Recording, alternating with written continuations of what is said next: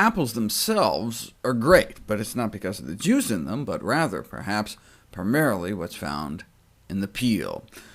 Within the last year, half a dozen studies have touted the benefits of apple peels. For example, this one in the Journal of Nutrition and Cancer, the anti-proliferative effects of apple peel extract against cancer cells.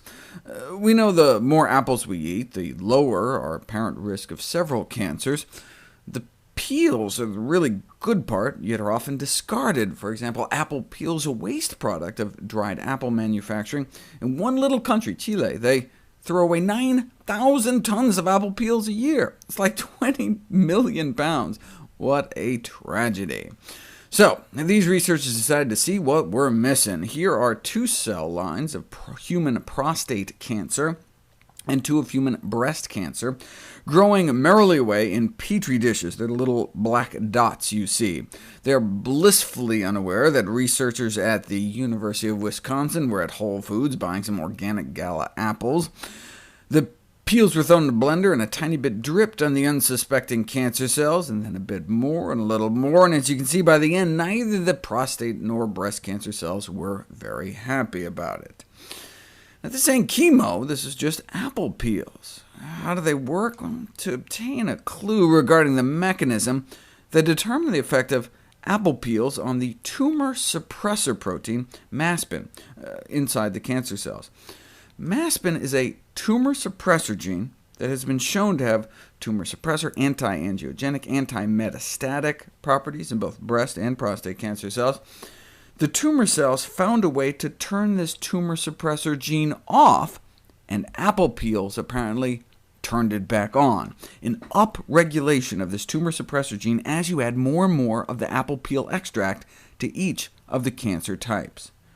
They conclude apple peels may possess strong anti-proliferative effects against cancer cells, and they should not be discarded from the diet.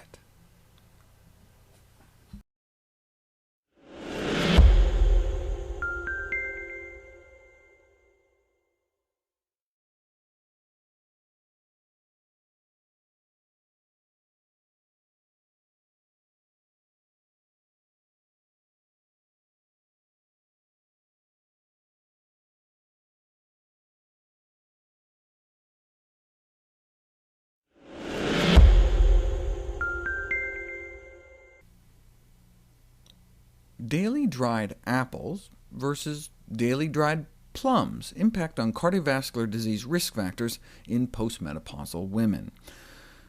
First thing I thought was the study funded by the U.S. Apple Association or the International Prune Association? I could bet what the results would be, but turns out neither. Just our taxpayer dollars hard at work.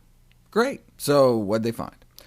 160 older women randomly assigned to a dried apple group or a dried plum group, and followed for a year, a dozen dried apple rings a day, or about 8 prunes. And within 3 months, a significant drop in cholesterol in the apple, but not prune group, which stayed down through the rest of the study. In terms of inflammation, both dried fruit regimens lowered C-reactive protein levels about the same, though perhaps prunes may have cause a quicker decrease in inflammation, whereas dried apples may result in a greater decrease overall. 12 apple rings is equivalent to eating about 2 apples a day.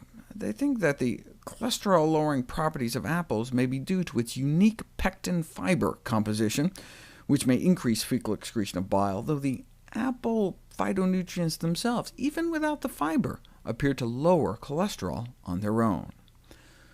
What about dried figs? The California Fig Board did not want to be left out, sponsors of both Fig Fest and Fig Feast, as well as this recent study. 14 figs a day. That's a lot of figs for 5 weeks, and nothing. Daily consumption of figs did not reduce bad cholesterol.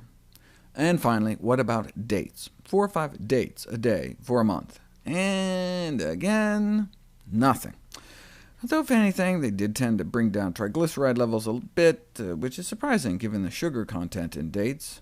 A recent study on the glycemic index of dates found them surprisingly low. The open circles are what straight sugar water does to your blood sugar, and here's that same amount of sugar, but in date form. Dates beat out other common fruits in terms of containing more vitamins and more minerals, in fact touted as the richest source of dietary minerals, but because they're dried, they have about 5 times more calories than fresh fruits, ounce per ounce. And so in terms of nutrient density, they're really quite comparable to these other fruit, though apples clearly have them beat when it comes to lowering cholesterol.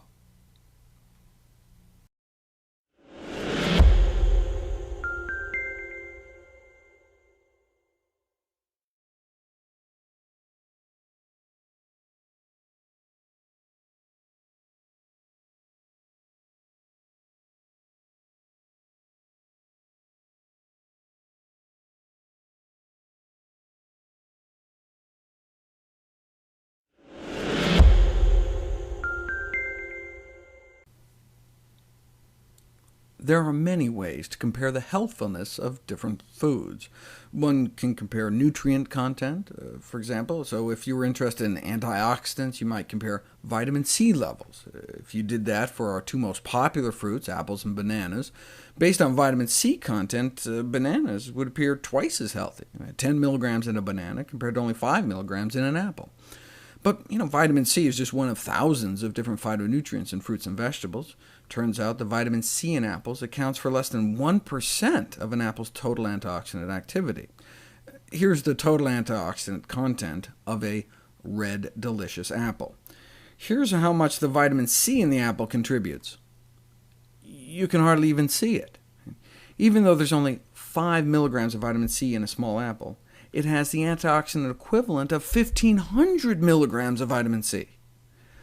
I've reviewed before how taking that much vitamin C straight in a supplement might actually have a pro-oxidant effect and cause DNA damage. But you can get 3 times the antioxidant power eating a single apple without the adverse effects. Of course, there's more than just vitamin C in bananas, too. In fact, I was surprised to see this study out of Harvard suggesting that not only blueberries and strawberries, but bananas were significant sources of anthocyanins, the red, blue, violet phytonutrients found in berries. Maybe I underestimated bananas. They are, after all, technically berries.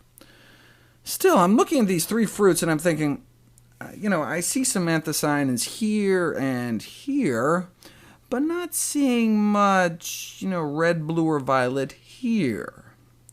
Now, wild bananas are a different story. There's anthocyanins in blue, purple, orange-red, red-purple, and pink-purple bananas, right? But none in yellow.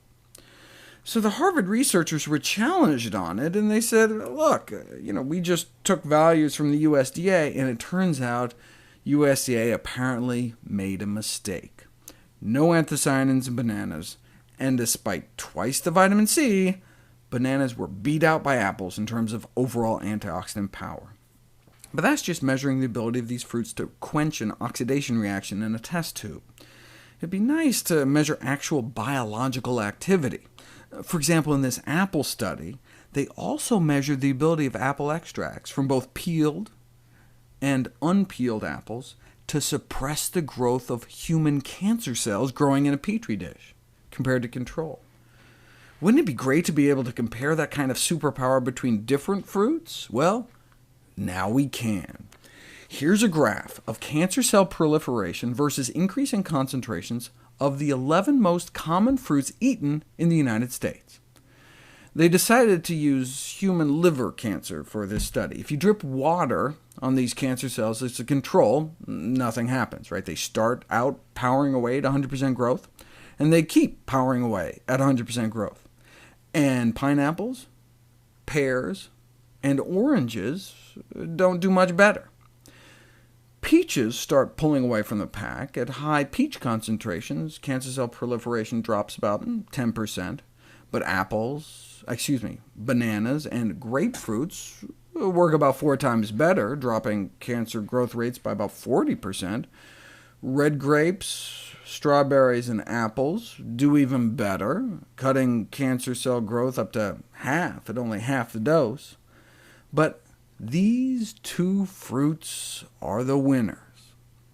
causing a dramatic drop in cancer proliferation at just tiny doses: lemons and cranberries.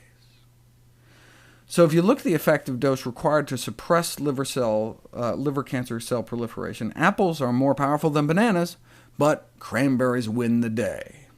And there was no effective dose listed for orange, pear, or pineapple, since they didn't appear to affect this cancer cell growth at all.